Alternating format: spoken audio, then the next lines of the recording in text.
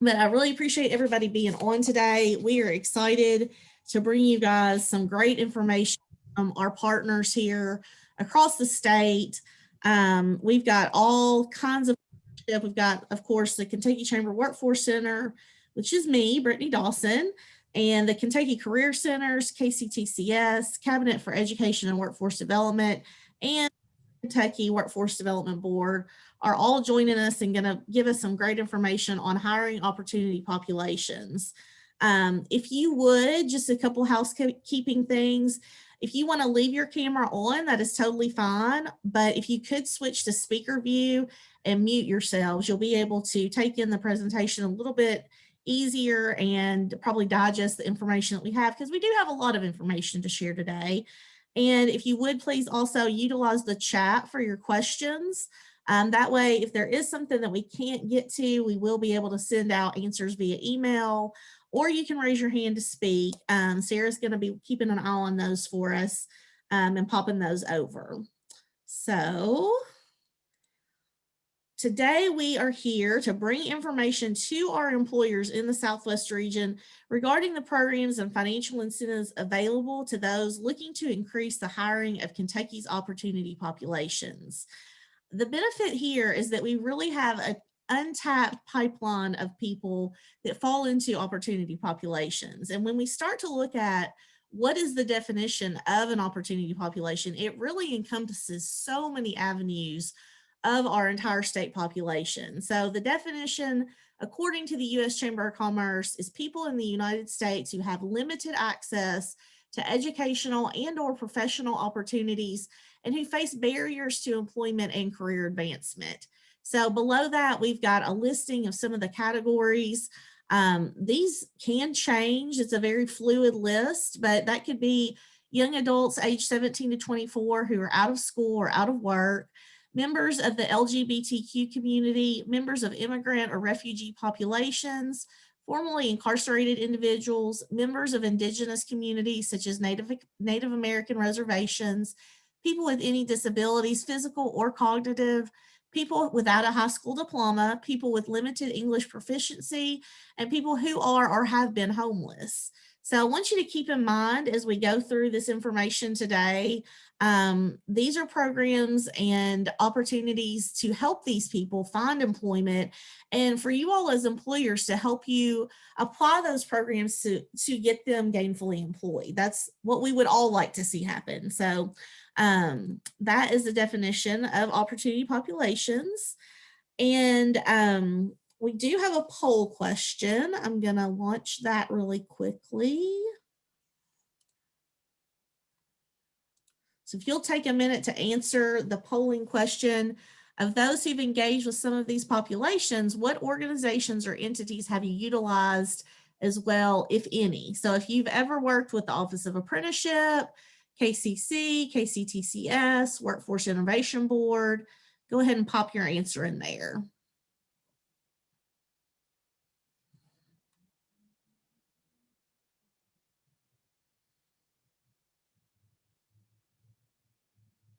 Okay, getting some really good answers. So many of you've worked with the Kentucky Career Centers and Kctcs. Looks like we have had some who've worked with every one of these categories. So that's very cool. And I'm going to pop on the screen for you guys to see. So 76% from the Kentucky Career Center, 81% with KCTS, and 52% with the WIB, 38% with the Office of Apprenticeship. So pretty good results. You guys are aware that we offer those. And I just want to introduce our presenters today. We have several different speakers joining us. We're going to have, and I'm just going to go in order of listing here, not necessarily the order of their presentation, but Lee Martin is with us. She's the Workforce Development Liaison for Workforce Solutions with the Hopkinsville Community College. One keeping me straight on my slides over there. So Lee. Matthew Bartlett from, he's the project director and one-stop operator, Workforce Solutions and the Kentucky Career Center. Tom Scholar, the business liaison with the Western Kentucky Workforce Board. Of course, me, Brittany Dawson, y'all have heard about me. And Bill Sandell with the Workforce Development, he's a workforce development consultant with the Office of Employer and Apprenticeship, it's a mouthful, Office of Employer and Apprenticeship Services, and works with the Kentucky Education and Workforce Development Cabinet. And then Lawrence Wimburn with the Kentucky Office of Apprenticeship. He's a workforce development consultant as well. So very appreciative of these folks joining us today and bringing us this great information on the programming that they offer. I will turn it over and let each one of you just give a little blurb on what you do and what your day-to-day days look like, really. So Lee, if you want to kick us off. Sure. Good afternoon, everybody.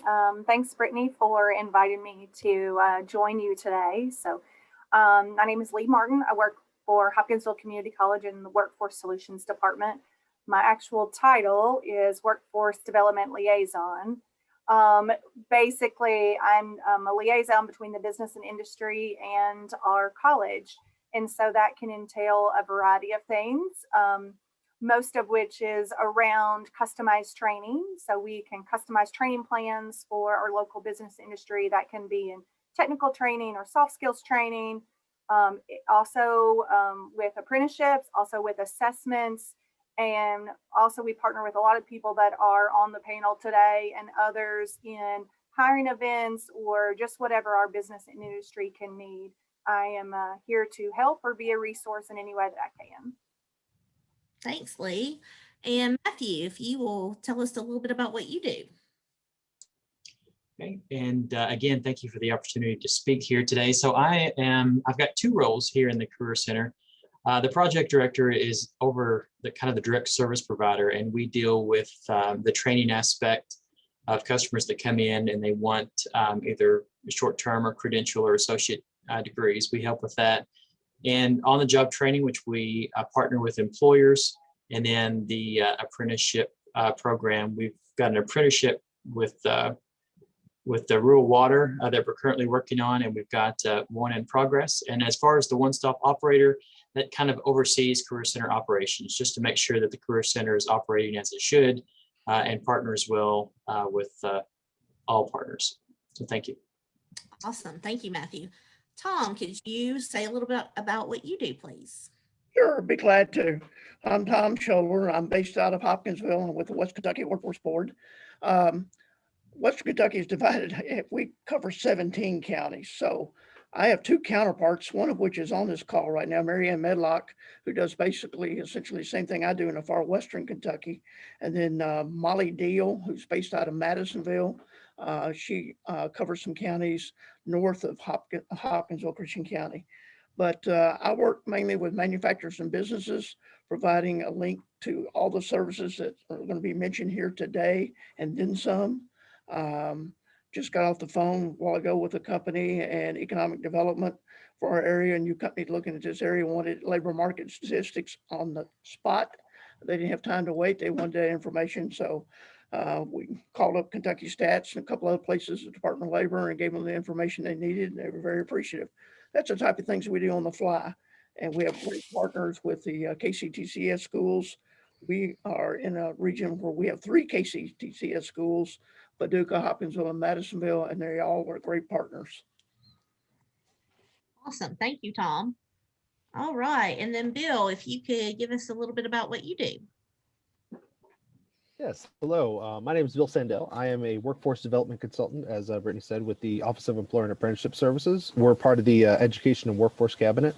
And I am a regional consultant covering the West Kentucky, Green River, South Central, and Cumberland. So I have a pretty big area right now that I cover. And I work as a sort of a navigator for businesses to help them navigate the waters of all these different workforce partners that we have. I work side by side with a lot of the business service teams, and my job is to be a support and help to all of the workforce partners in the region and to businesses in the region to help train up and get people aware of a lot of these programs that because a lot of these programs we have, they're underutilized and just people don't know about them. And that's why we're doing events like this to get the word out and to get people to participate at them. Absolutely. There's a great amount of resources that are under tapped that we want to make sure we get that out there. Thank you, Bill. And Lawrence, if you give us a little speech on yours too. Absolutely. My name's Lawrence Winburn. I'm workforce development consultant. Me and Bill work out of the same office of Employer and Apprenticeship Services. But my specialty is apprenticeship. Our office, my team oversees everything registered apprenticeship. We have register, if there's a registered program in the state of Kentucky, we oversee it and we do all the reviews for those programs. We provide technical assistance and support to sponsors with the use of Rapids. We answer any questions about apprenticeship model. We guide the partners through the steps to develop and register a program. We connect businesses with training providers. We advise partners on sources of funding to support apprenticeships. Anything apprenticeship, that's what we handle. So I'm gonna be quiet. Thank you, Lawrence. Thank You always bring the real info there that we need. So for that little introduction, we're gonna pop into another poll really quickly. So let me find poll number 2. Do you know that tax credits exist when hiring opportunity populations? This is an easy one. Yes or no question. So everybody just take a second to answer that. Obviously you all do because we just told you. So we're getting some good answers. Maybe you weren't aware until today, but that's our job, is to bring you the information. So looks like we've got 87% were aware of the tax credits and 13% no. So we're going to do a little bit of educating here. I am going to move to the next speaker. That will be Bill. If you can kick us off with tax credits. Yeah. All right. So one of the big things that, Brittany was listing all those different opportunity populations. And one of the ways that we on the government side try to encourage businesses to hire folks from those demographics is through programs like the Work Opportunity Tax Credit. This is a federal program that is administered by each of the states.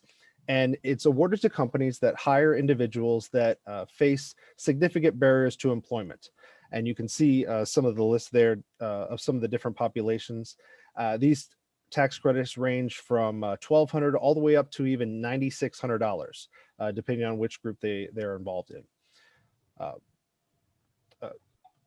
There were, I believe, 41,000 WOTC certificates issued last year, and that has saved employers nearly $62 million in tax credits. And that's money that your business can be using to do more business and to save money and to do better. For example, we have a company over in London that I've just been working with, and they had not been using the tax credit program. And they started in the middle of December, and since then they've had 20 certifications given to them. So most of those certifications were in the $2,400 range.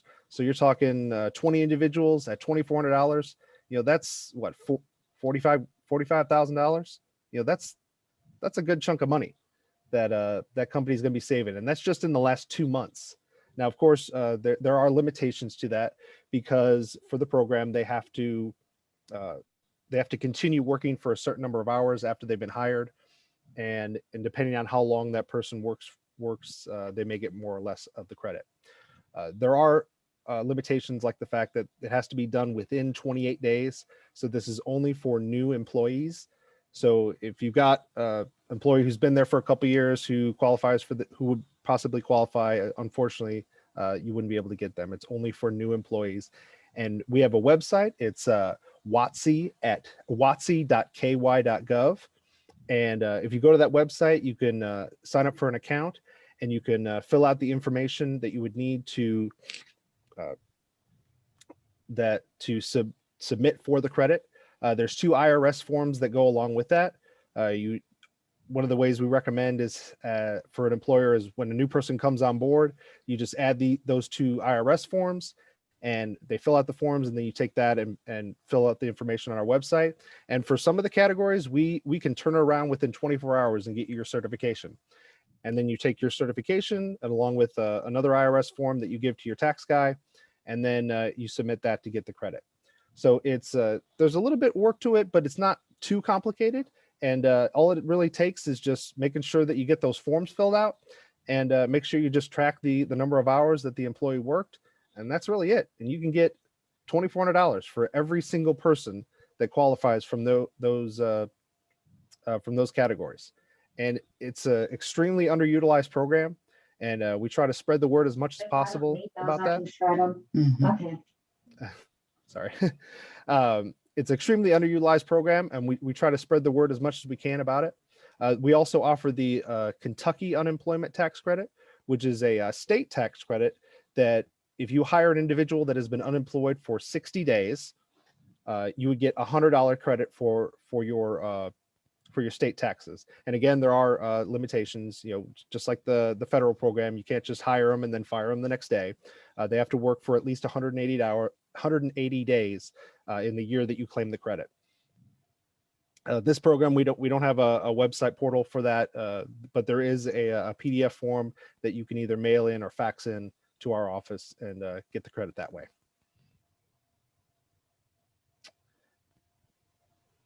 Do you want me to go into federal bonding too? Yeah, sorry. Bill, I was muted. Bill's going to go ahead and talk to us about federal bonding, and we are going to have a question in the chat for you guys to kind of have some conversation around as well. So take it away, Bill. All right. And we also, one of the other ways is the federal bonding program.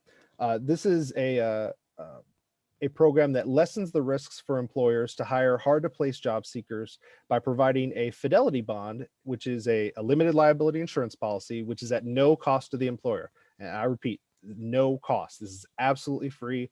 There's no fee. There's no deductible. It's completely covered by us.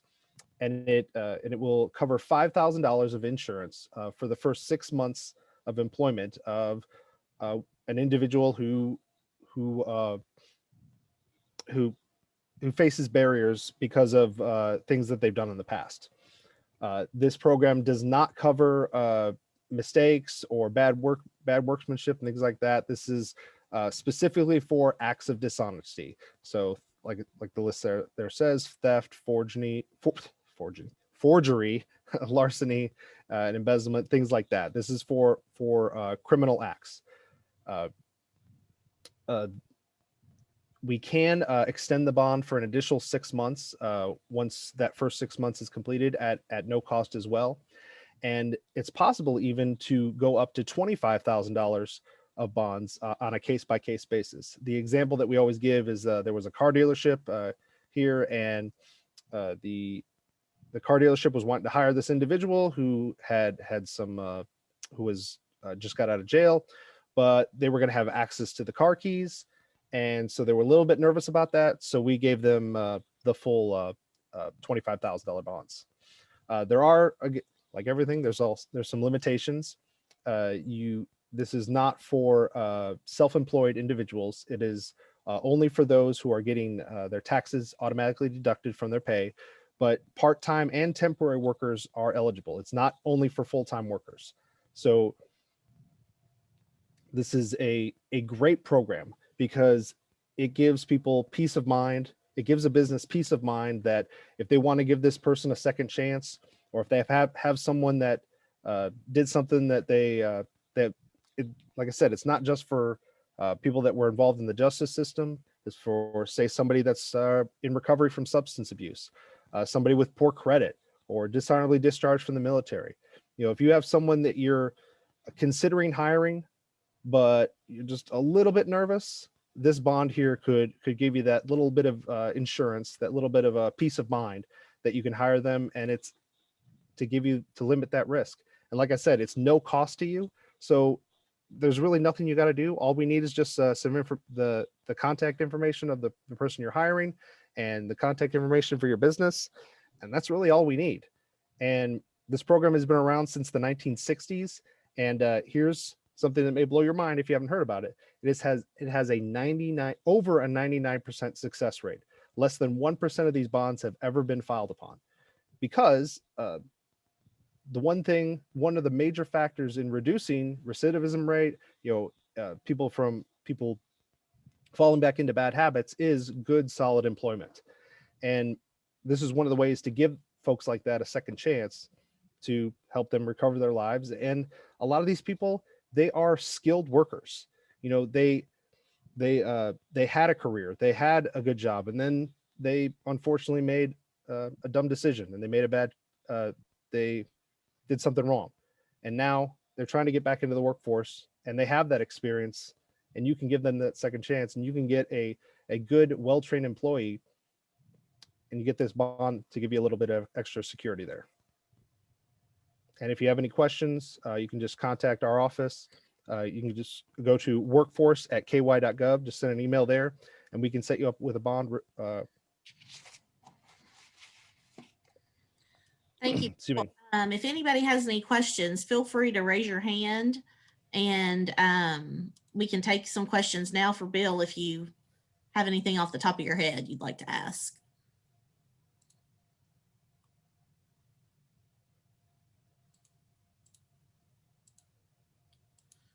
Okay. Bill, what was that email address? Workforce@ky.gov. ky.gov. And if you want more information about the federal bonding program, you can go to bondsforjobs.com, bonds4jobs.com. Okay. And that has a whole bunch of information about the program. There's testimonials there from employers across the country who've participated. You know, it's a great program, and this is actually a even though the program has been around since the 60s, it's actually only been in Kentucky for the last 2 years. Oh, wow. So this is so we're trying to get the word out about this, and like I said, you know, this is one of those things that we're trying to do to help give these folks a second chance and give employers the security and the peace of mind to give those folks a second chance. Yes, awesome. And we'll talk later as well about our Kentucky Comeback Resource Guide, but our business liaison, Ashley McCarty, can also consult with your business if you have any hesitancy about taking advantage of the bond or, you know, hiring in the second chance arena. She's really an expert in it, and she can actually sit down one-to-one with businesses and take a look at HR policies and really dig into those to see maybe where some adjustments can be made, be more second chance friendly in your hiring. So we'll talk a little bit more about that later on. But thank you, Bill. And if we get Lindsay, any questions, we'll send those your way. Okay. Yeah, Lindsay had a question there. Yeah. For WOTC, it's based on your FEIN. So each FEIN will have to have a login. Gotcha. All right. Next, we're going to move on to apprenticeships. And Lawrence is up. Take it away, Lawrence. All right. Thank you. Well, we all know the realities of today's labor market. You know, positions are available, but workers are not trained to meet the business needs or requirements. Likewise, candidates are not able to secure employment because they lack the skills that a business seek. You know, apprenticeship can bridge that gap. You know, apprenticeship has been around since the structure itself has been around since it was established back in 1937 with the passage of the Fitzgerald Act. Since then, it has continued to evolve with a strong focus on increasing diversity amongst apprentices, industries, and occupations. You know, apprenticeship is the pipeline talent management. That's the new phrase that everyone's using now, to pipeline talent management. That's basically what apprenticeship is. So apprenticeship is an employer-driven model. It combines on-the-job training with job-related instruction that increases the apprentice's skill and level with wages. So my eyes are bothering the heck out of me, you all. So bear with me. If you see me grab my eyes, please ignore it. All right? You need help, let us know. Look, I'm not trying to read anything. I'm just like, I'm open my eyes. So if I look like my eyes are closed, please. Oh no. Okay. You're fine. Yeah. Registered apprenticeship. Basically, registered apprenticeship has 5 core components. All right. You have the business involvement. We have structured on-the-job training. We have related instruction.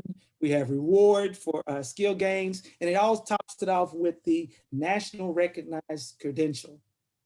All right. So let's talk about business involvement. You know, employers are the foundation. They are the foundation for every apprenticeship program, and the skills needed by their workforce are at the core.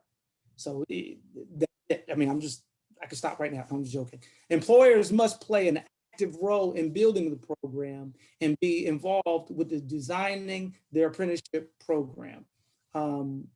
You know, to get started, you just contact our office. We'll work with you to help you identify the occupation and assist with developing and registration of your program. So I'm going to talk about the other 4 pieces. We got the structured on-the-job training, and our apprentices get hands-on training for an experienced mentor at the job site, typically not less than 1 year.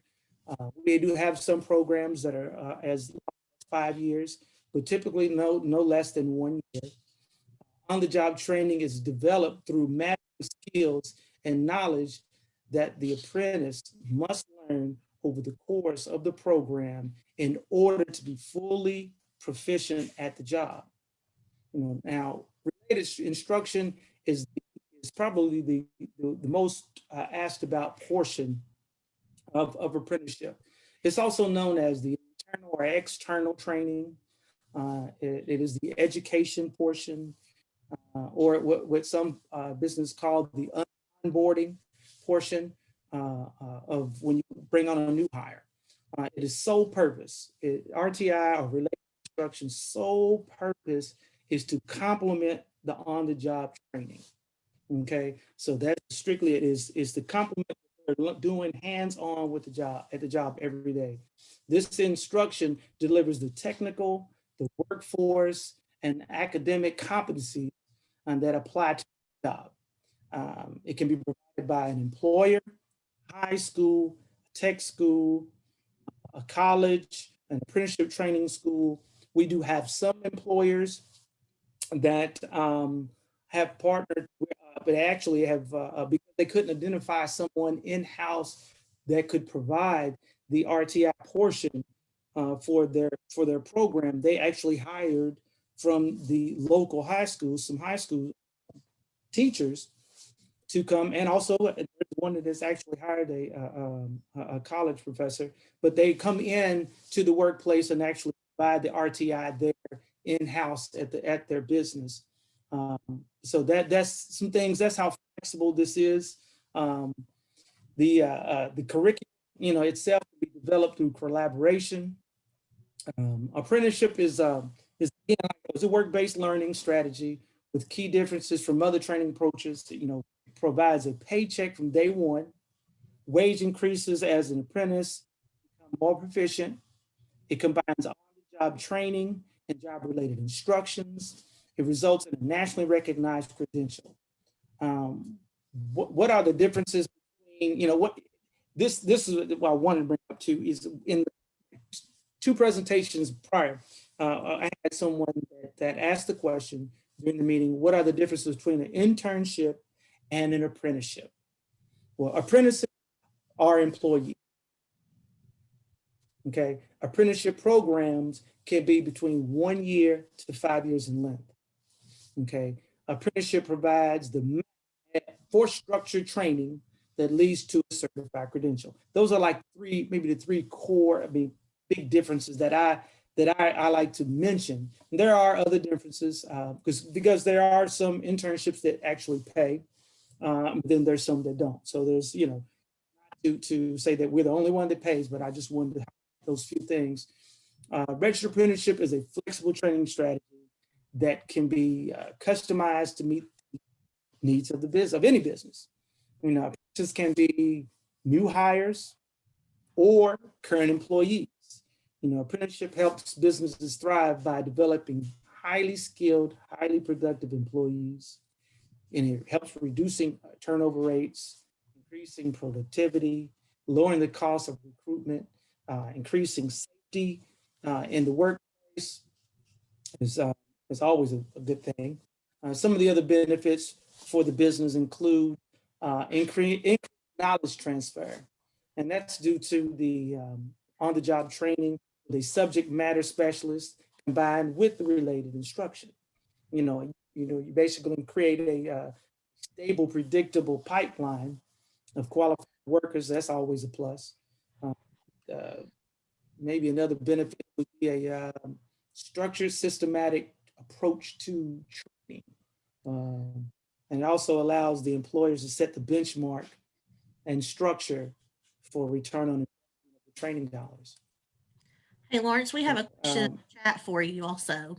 Absolutely, jump in. I'm at it. Yeah. Do you coordinate with the DOL is the question. Do we coordinate with the DOL, Department of Labor? Absolutely. We are the SAA state. We are the state approving agency. We are recognized by the USDOL. The over 1,200, 1,400 occupations that currently exist, we can provide those to you, that list, where you can see it. Those are apprenticeable occupations. Also, as the SAA state, the USDOL has given the state of Kentucky the authority to help design and create programs as well. So we have that ability as well. This is something that has been here for a while, but as the state approving agency, we never took on the initiative. Now we're excited about it. We're looking to help grow apprenticeship like it has never been done in the state of Kentucky. So is there any other questions out there? Or? Not in the chat, but okay, I'll keep rolling. Yeah, keep going. I'm going to launch the poll question really quickly. I forgot to do that, so yeah, sure. So we'll launch that question.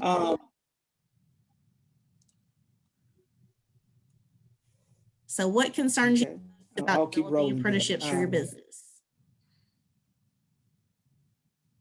All right. And we're getting. I think lack of knowledge of the program. I think that's probably like. Yeah, I know they're going to do the survey, but I think overall, like for instance, the last presentation we did last week, I had at least four businesses reach out to me following the presentation because they had their question was, they were told it was difficult to track and keep up with the paperwork. And I was able to explain to them that you as a business would only spend maybe 5 minutes. 5 minutes, if that, in a week's time to make any adjustments or track the documentation. You have a subject matter specialist that's working directly with your apprentice. They're doing the on-the-job training. That individual, whoever's doing the training, will bring to you the list of hours that they've worked. They'll bring to you what they actually worked on. All you do is take that information and put that in their folder. Once the apprentice has accumulated the hours and all the tasks required, you can complete them through your program. And that is the same with RTI. If you provide the RTI yourself, you keep track of all the records of RTI. And it doesn't take, if you have an instructor that's giving the courses, that person's going to come to you with a spreadsheet or a checkoff sheet that says, Jane Doe was in the class today, she completed 3 hours or 10 hours, or that she completed this particular program. You're going to have documentation. That information, you take it, you put it in their folder. Once they accumulate the hours, this is the only time that you'll go back into Rapid.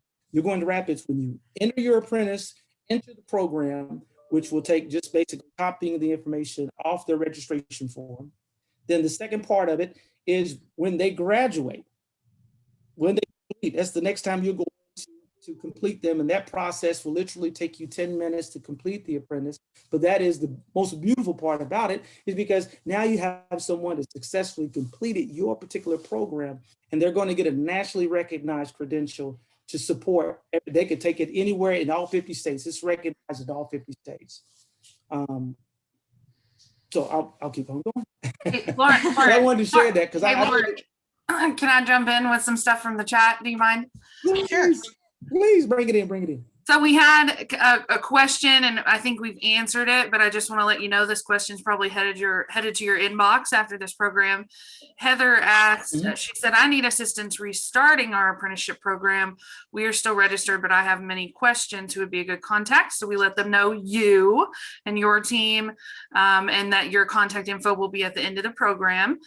And then Chris asked, and I don't know if you'll know this off the top of your head, locally, does DART have an apprenticeship or Smuckers? Off the top of my head, I do not know. Right now, I have over 328 registered programs. But you know what, Chris, if you want to send me an email, buddy, I'll follow up on that. And I'm gonna write it down, but I just need to figure out how to get the information to you. So if you would share, I'll put my email at the bottom in the chat, within the chat. Reach out to me and I will get that information to you. Yes, thank you. And we will have your contact information at the end of the slides as well for email and phone. So you guys, I will send out the slides after the fact recording so that everybody will have the speaker's information to reference back to, and we'll get you connected one way or the other. All right. Anything else on apprenticeships that we need? And to wrap it up, I just want to say this real quickly and let this, Sure. you know, at the end of the program, you end with a national occupational credential. This is a 100% guarantee to employers that the apprentices are fully qualified for the job that they're trained for. I just wanted to say that because it means so much. We're getting the message out there to employers, because we are starting to see some movement of apprentices as they graduate, and they're looking for possibly for other opportunities. Right now, our retention rate for apprenticeship for an employer in the state of Kentucky has been 90%. 90% That's great. of apprentices have been staying in place. When I talk about those credentials, I'm talking about those folks that are leaving Indiana and Virginia that are moving to Kentucky with those credentials. And we want them to know, hey, look, those credentials really truly mean something. They have a lot of value. The person that's bringing that to you or presenting that to you, I will help you research, make sure it's not a forgery of any kind. But I will guarantee you that if that certificate is real, they know what they're doing. So I'll stop now. Thank you. That's really great information. I love hearing the retention to Kentucky number too. So thank you for that apprenticeship information. And Angela has got our back. She's got your cell phone number and your email address, Lawrence, in the chat for everybody. So thank you, Angela, for that. Awesome. And we are going to move on to our next slide. This one is going to be the information on apprenticeship services offered through Kctcs. So Miss Lee Martin, if you would kick us off with that. Yes. Okay. So just to piggyback on, what Lawrence was saying, the Kentucky Community Technical College System a year or so ago decided that we were going to provide some additional services for our business and industry to help them with apprenticeship and to spread the word about what a great opportunity this is. And so, we work alongside of them at the Office of Apprenticeship, and we offer some services to our businesses to help them through these processes. So if they feel like it might be too much for them to take on themselves and they would like an extra hand, all 16 colleges have a apprenticeship coordinator. As you can see kind of on the slide, there are some services that we can offer. We can help them with recruiting if that's what they're looking for. So we can look at current students that we have. We can actually go out and look for people that are not already students of ours that might be looking for a work and learn type of opportunity. Our apprenticeship coordinators are also success coaches. So they are gonna walk hand in hand with these students, make sure that everything goes smooth on the student side, to see any type of barriers that they might have and help them through that. We have a similar process that we use with our Kentucky FAME, and it works really, really well in that model. And so we are implementing that into our services here for the apprenticeships as well. Also, the administrative services, of getting all the paperwork that needs to be done in the beginning and throughout the process of the apprenticeship. So we're here to help and walk along the side of you to help you do that. And then a lot of the times, we are the ones doing that required technical instruction as well. So the RTI that he mentioned earlier, we are working alongside of them to make sure that the students or their employees are taking the classes that they need them to. And so we really go at this an approach of a customized approach. So what are the on-the-job tasks that you want them to learn? What are the classes inside of the community college system that you want them to take? And we work with them hand in hand to build that apprenticeship. And it could be something that's already on file, that's already been set up, or it may be going down the path of setting up a brand new model. So whichever the way. I know we have several of our sister colleges on the call today too, but just to give you kind of an overview of what we're doing here at Hopkinsville, we currently have apprenticeships registered in several manufacturing areas. So we have it in diesel technology, our machining, and our industrial maintenance areas. And then also we have been working on some new sectors as well, as far as like a purchasing or material coordinator position, and also an LPN position. There's some others as well, but those are kind of the top ones that we're kind of working on right now.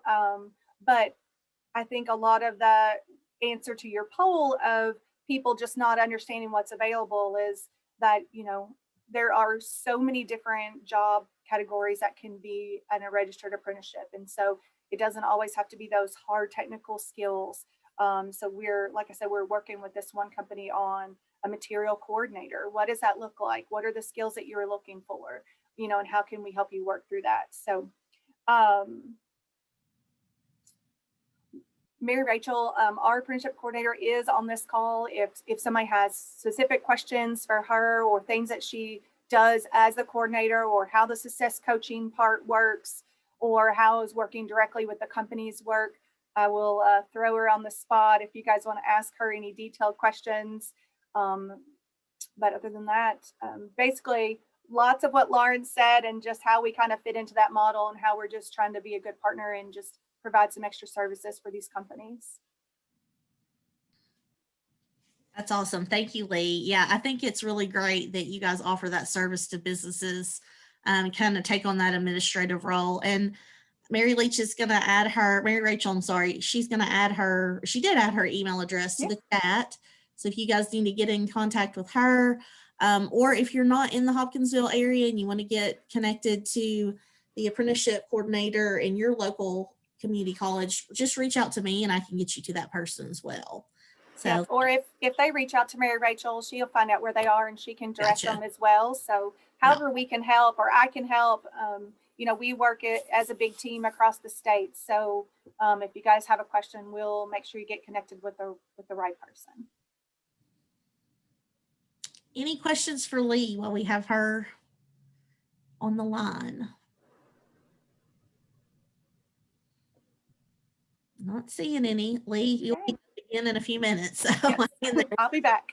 Thank you. All right, Matthew, we're going to talk about financial incentives and skills training next with the Kentucky Career Center.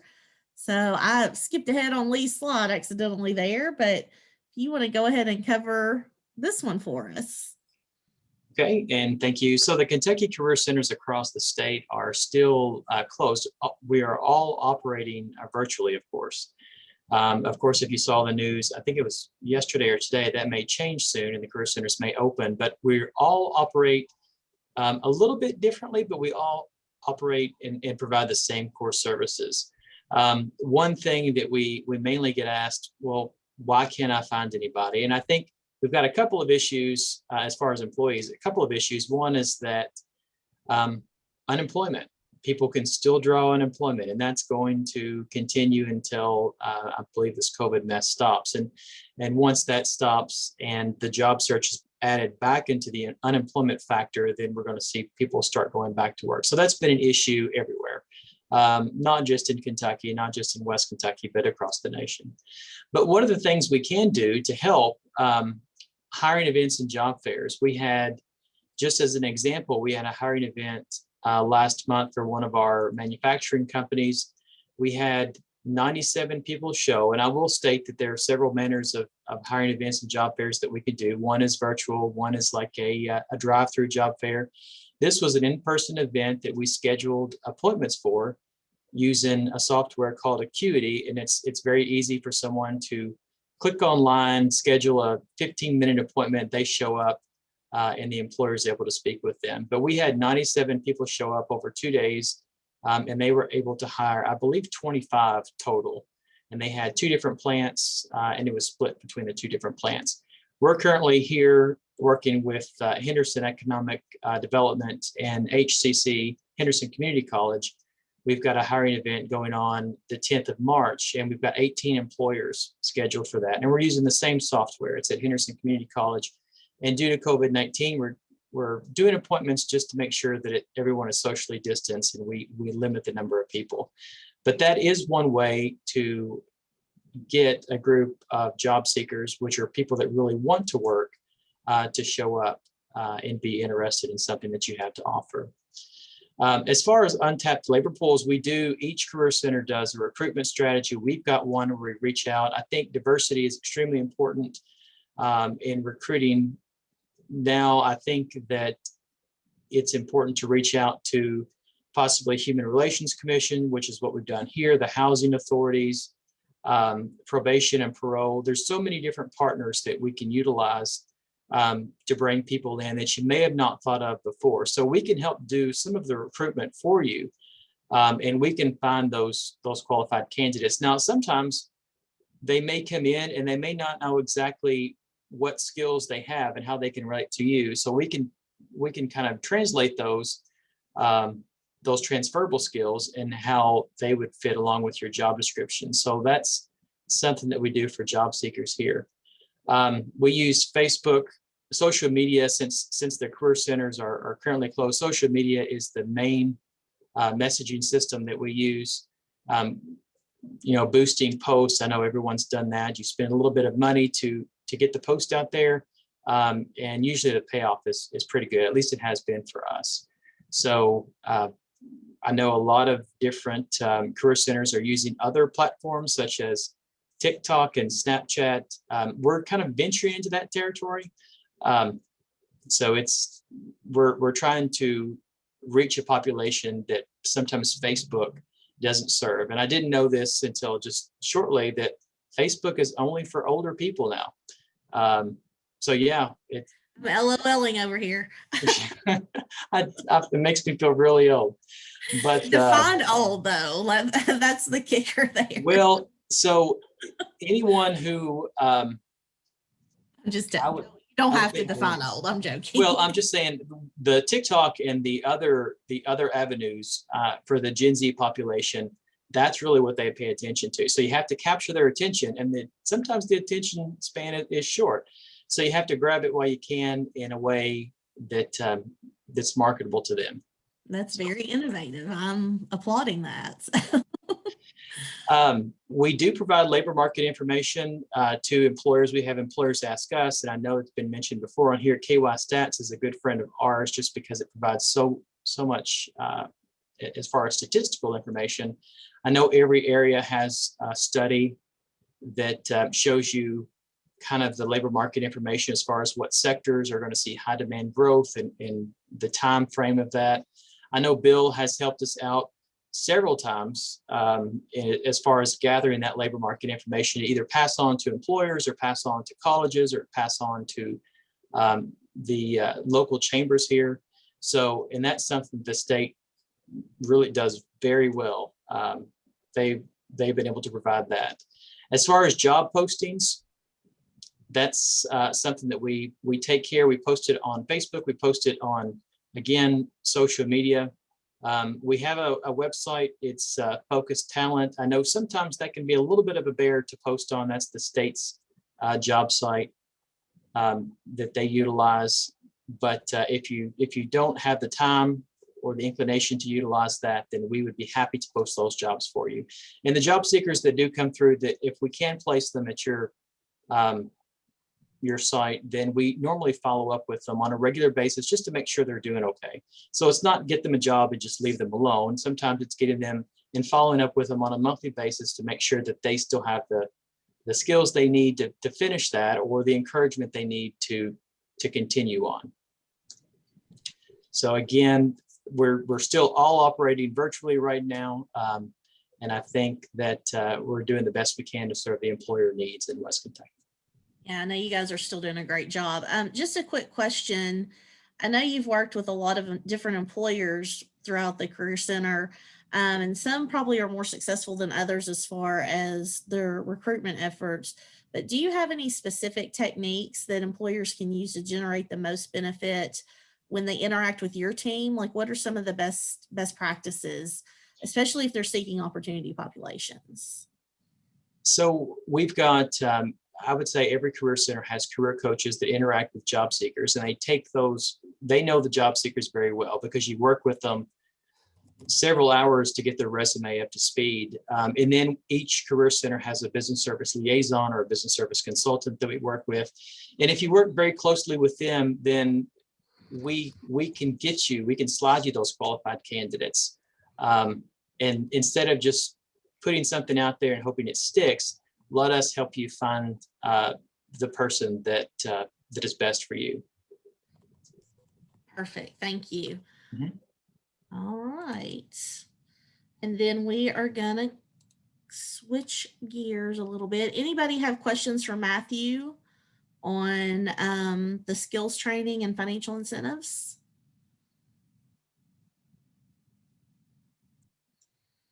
Not seeing any questions come through. So we're going to talk about incumbent worker training now. Tom, are you out there? Yes, ma'am. I'm right here. All right. Been You have to listening speak to on this one. I've been listening to a very informative presentation. It reminds me of a business service team meetings that we have in West Kentucky, and hopefully they're having everywhere else. But I know our three business liaisons, Mary Ann, Molly, and myself, and Mary Ann's on the call.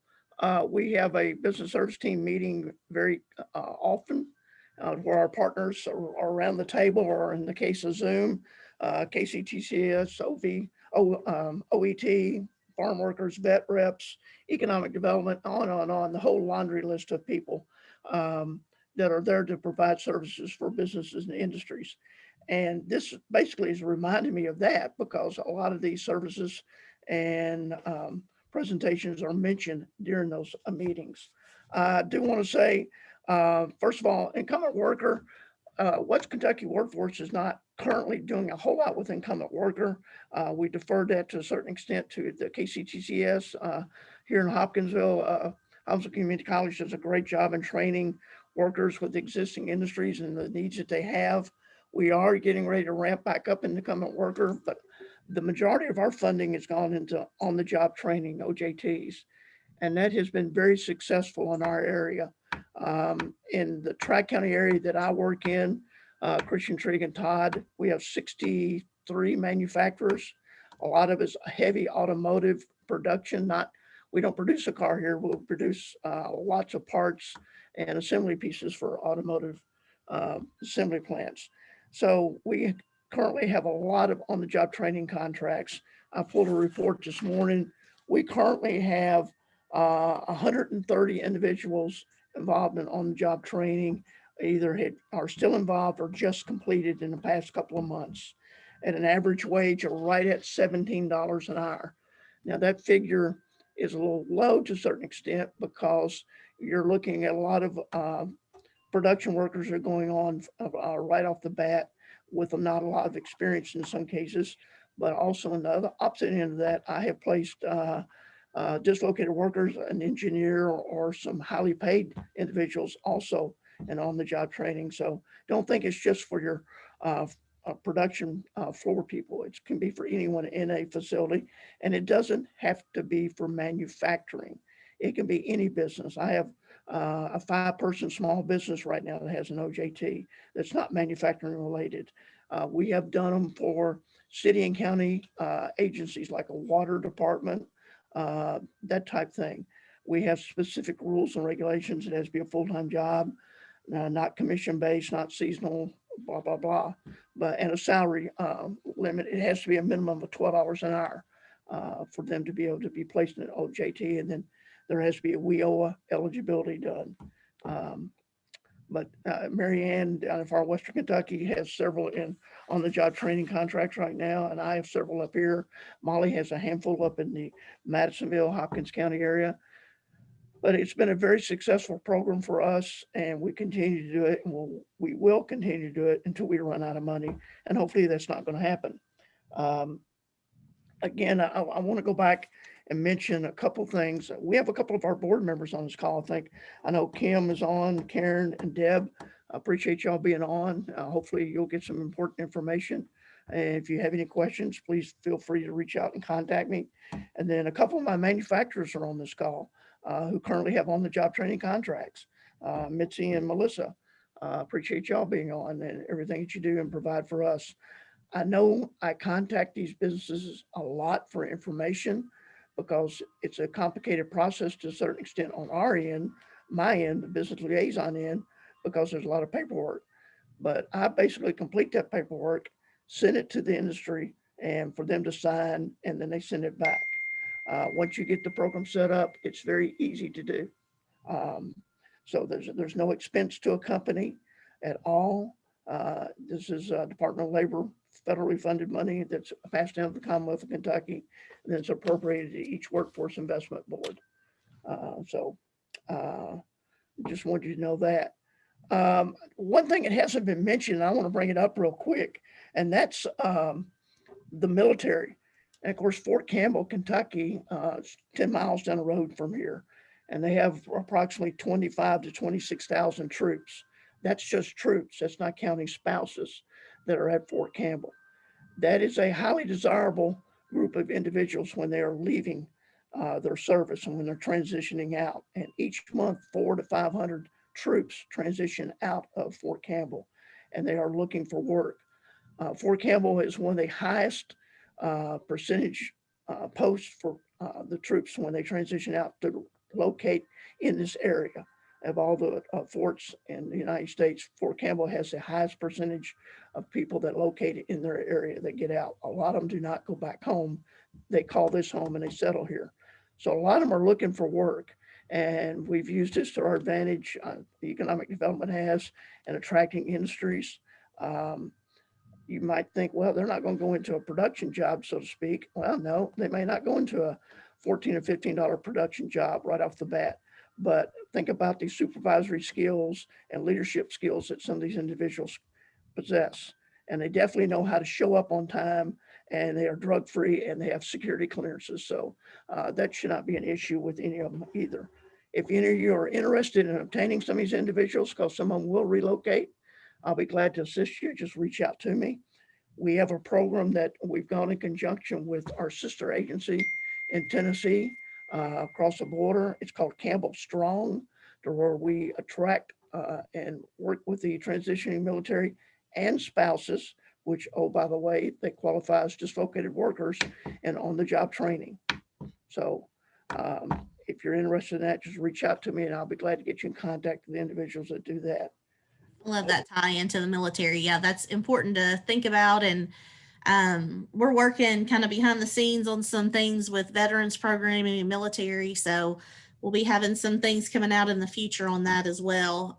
Tom, and I will, again, you will have your contact information at the end of the program. So if anybody has any needs that they want to reach out, they can get in touch with you. And of course, I can always connect them with Mary Ann or Lee as well. So and Bill's he's got something here in the chat that says any veteran who's been unemployed for 4 weeks qualifies for the work opportunity tax credit as well. So just keeping that in mind. We could go down a whole rabbit hole with opportunities with veterans, I think. So we'll have to do a different webinar for that one. But I appreciate the information on the incumbent workers and the on-the-job training, and then the customized training that you guys can do as well is a really nice thing that can be added in. So any questions for Tom out there while we got him on the line?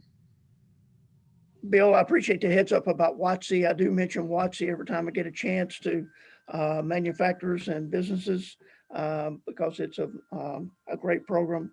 Hopefully they're taking advantage of it.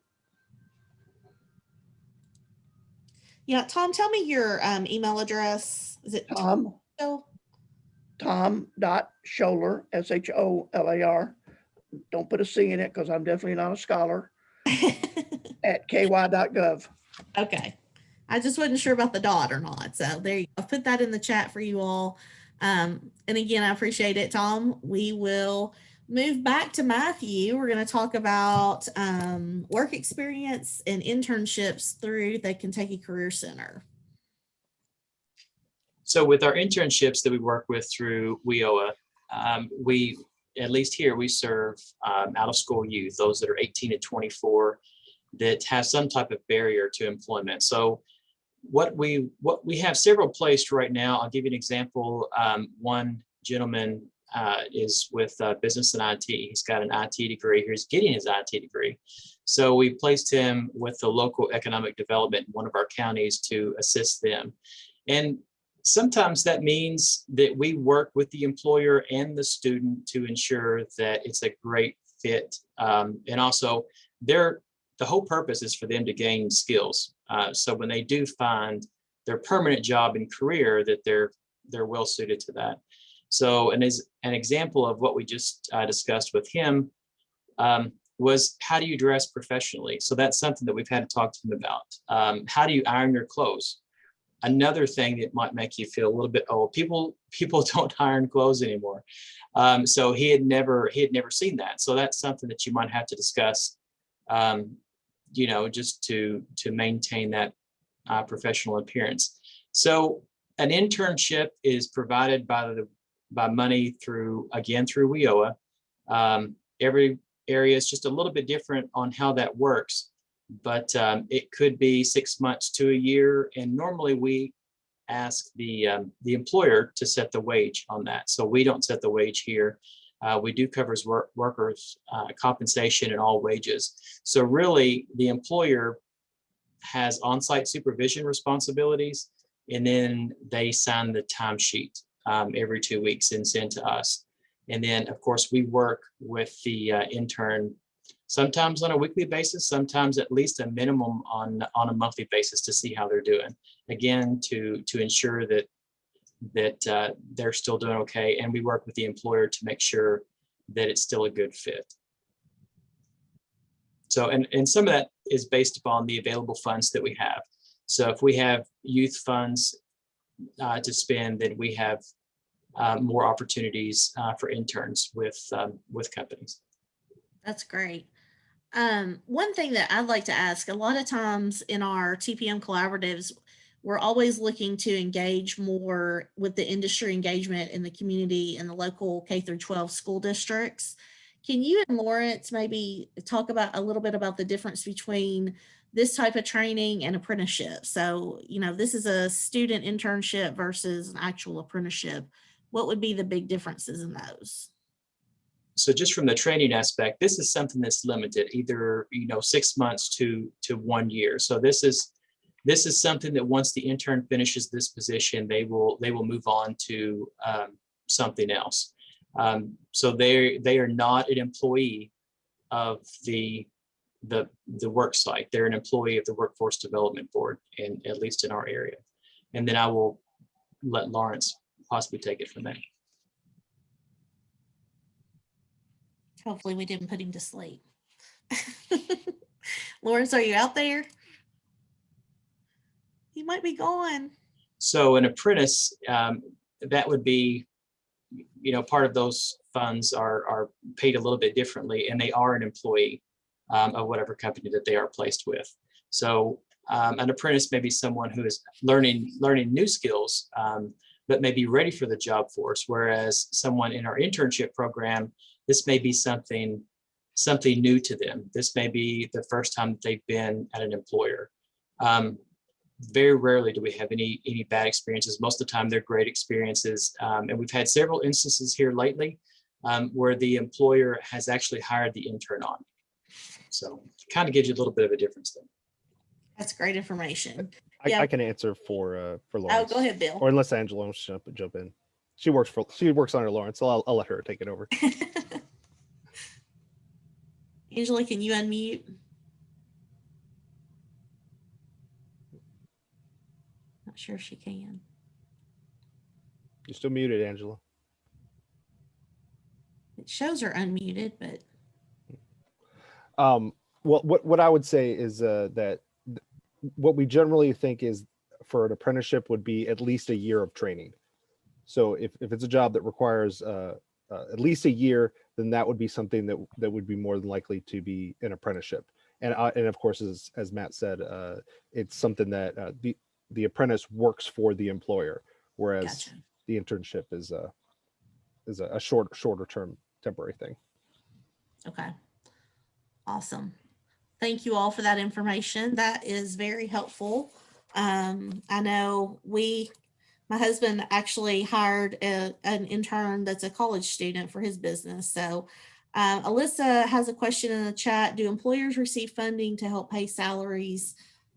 She's asking about apprentices, but she may mean the interns as well. So either of you all want to tackle that?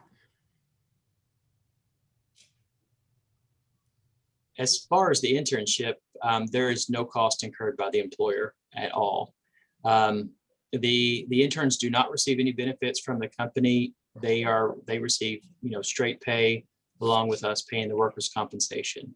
So they're not exactly they're not an employee, so they don't receive the same benefits. And since they're still learning and starting out, we do provide them, try to get a sustainable wage, which is at least $12 or over for all of our positions. And as far as pay for apprentices, generally no. A lot of the benefits that are available are usually on the training side rather than the pay side. Okay. Thank you all for answering those questions. Any other questions for Bill or Matthew? All right. We're going to move back over to Lee now. She's going to talk a little bit about Kctcs trains funding through Workforce Solutions. Okay. So in the beginning, I talked about, what all do we do? And kind of this slide kind of sums that up of business and industry training, and that's customized training. We don't really take things off the shelf and provide them. We want to know exactly what are the skills that you're looking, to increase their skills in, what areas. And so then we customize that project to them.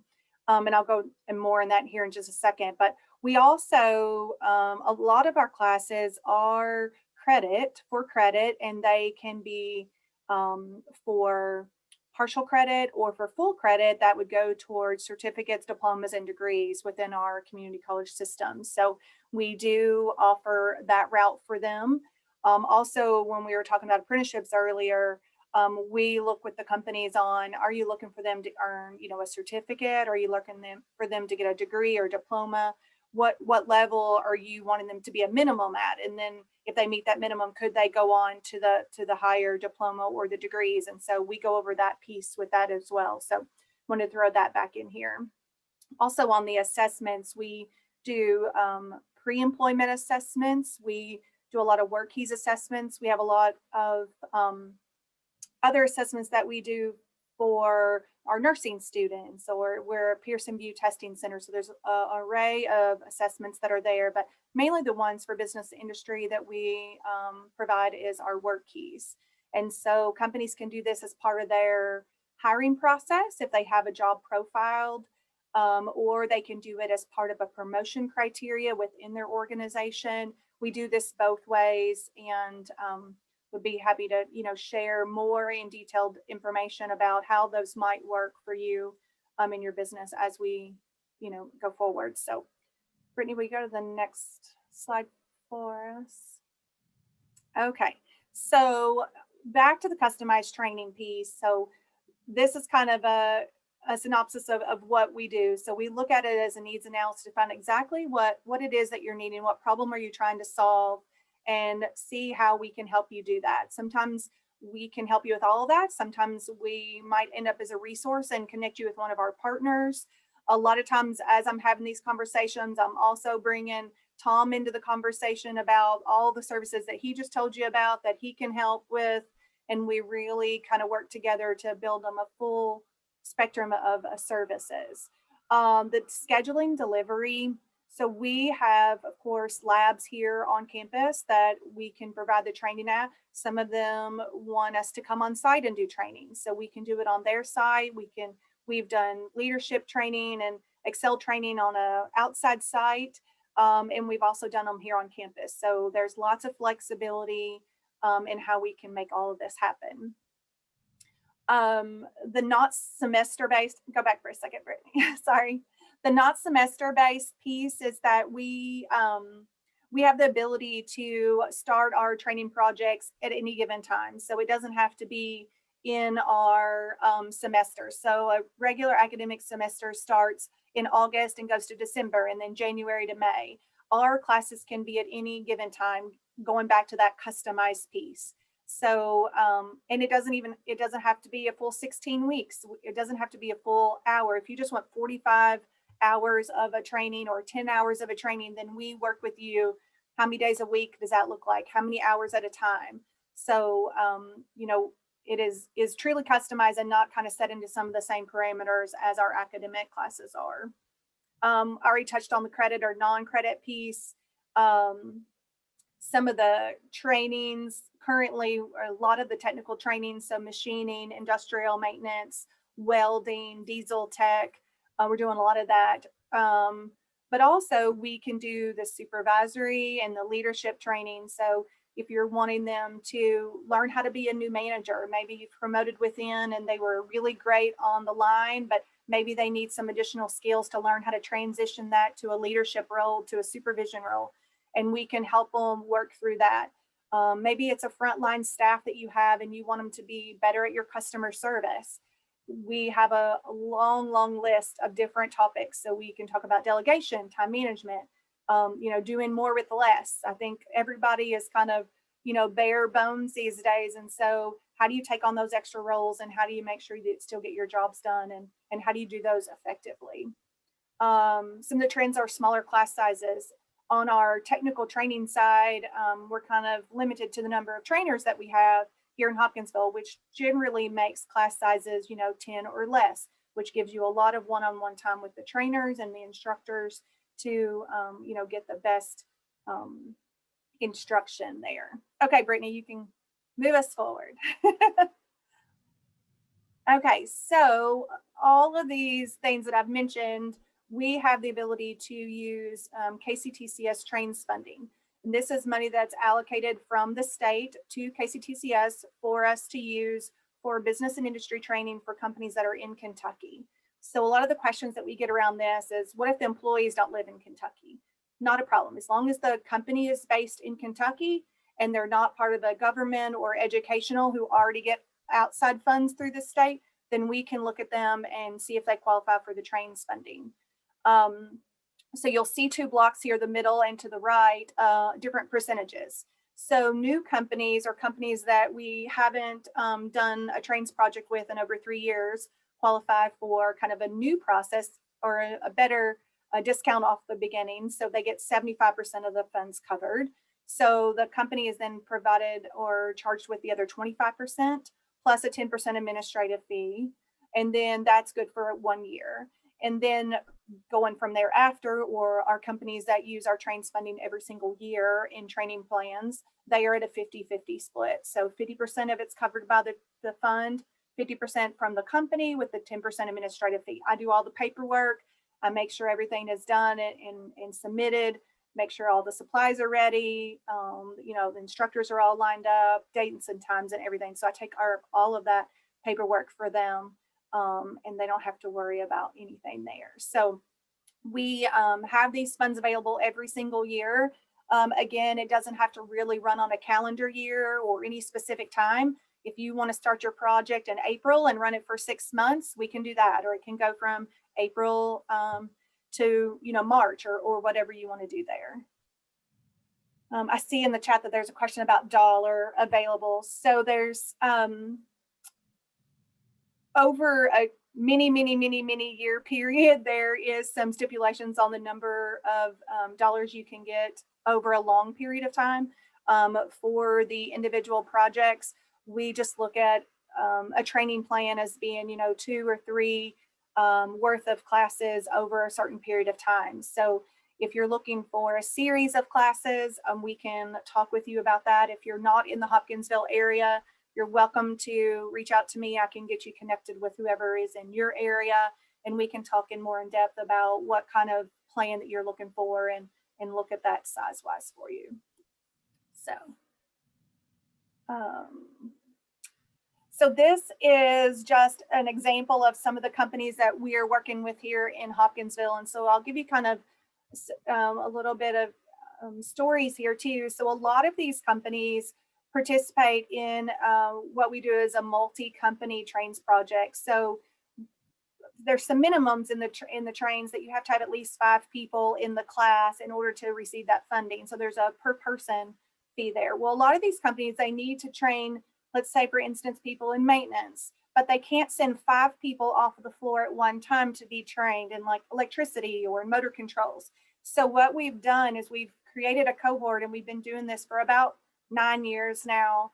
With most all of the companies that are on this slide have participated in one way or another in this multi-company project. So then if they can only send 1, or if they have 2 people, then they can all come together, take advantage of the funding options, have enough to hold the class, have enough to meet the minimums to receive that funding, and then they prorate and we split the costs between them. So this has been very successful. Like I said, we've been doing it for 8 or 9 years now, and just makes it really easy on the company. So they get the training that they need. They're not under the stipulations where they have to find the 5 in order to get the money. And they really like it. Actually, they came to us with this idea and said, we need to grow our own people. Here's what we're looking at. I think some other companies would be on board. Can you help us with this? And so another great instance where companies are coming to us and sharing what their needs are, and then we work together to figure out how we can provide the training that they're needing. I love that. I love when companies come to the table together to work on upskilling and training needs. That's great. Yeah. Any other questions for Lee?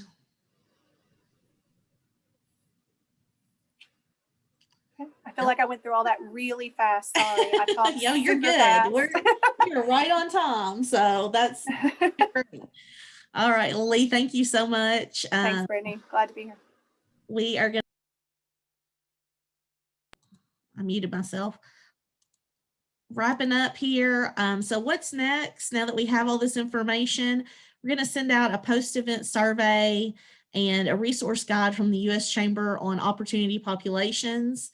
Don't forget that we have our Who's Hiring page, and any open positions that you have, you can click on the link that we'll post in the chat and add your open positions to Who's Hiring. We send that out bi-weekly now, and currently I think we've got an audience of about 8,000 people that are accessing that page. Then we talked about the Kentucky Comeback website and resource guide. We'll send out that link as well. We've got some great information there on second chance hiring that can really be a great resource. And Ashley McCarty is our business liaison who can help you if you want any one-on-one coaching with second chance hiring. We can get you in touch with her. And then always talent pipeline management. So we are in the Southwest, we have healthcare collaboratives, manufacturing, business services, working on construction and transportation, and the maritime industry. So if you're with a company and you're not engaged in a talent pipeline management collaborative group, please contact me and I can get you involved and get you up to speed on where we are with those groups.